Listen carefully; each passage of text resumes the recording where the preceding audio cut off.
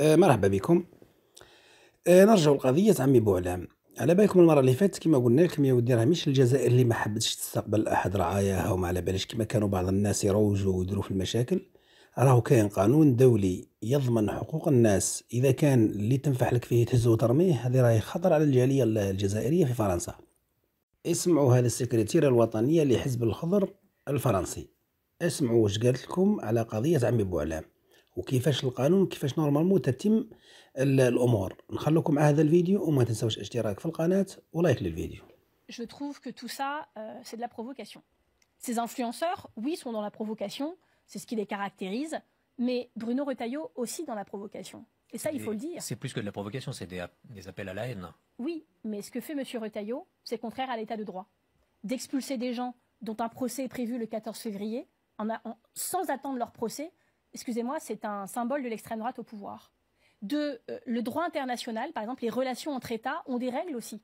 Quand vous avez un ressortissant d'un pays, que vous voulez le renvoyer dans son pays, bah ça se fait avec l'accord du pays. C'est pas des colis la redoute, les gens. Vous pouvez pas dire, ah bah tiens, je l'envoie, bah retour à l'expéditeur. On n'a pas de problème diplomatique avec l'Algérie aujourd'hui. On a des problèmes diplomatiques avec l'Algérie et je pense ce que je pense du gouvernement algérien. Mais les relations internationales ont des règles. Il y a des règles de droit et il y a aussi des règles de droit dans les procès et dans les règles qui régissent aujourd'hui en France comment on peut renvoyer ou pas des personnes. Et je trouve extrêmement choquant que M. Retailleau, après un incendie aussi pyromane la semaine dernière sur les sorties scolaires et les femmes voilées qui les accompagneraient, il va nous en faire une par semaine. Pourquoi? Parce qu'il ne veut pas qu'on parle des vrais sujets. Hier, il y avait à Calais une manifestation extrêmement touchante, des centaines de personnes en mémoire des 80 personnes qui sont mortes l'année dernière sur les côtes du nord de la France en essayant de rejoindre l'Angleterre. Pourquoi c'est extrêmement grave? Parce que, vous savez, les débats médiatiques, c'est vous qui les choisissez. Vous, en tant que journaliste, vous choisissez dans quel ordre vont être les sujets au journal télévisé, dans quelles questions vous nous posez à nous, responsables politiques.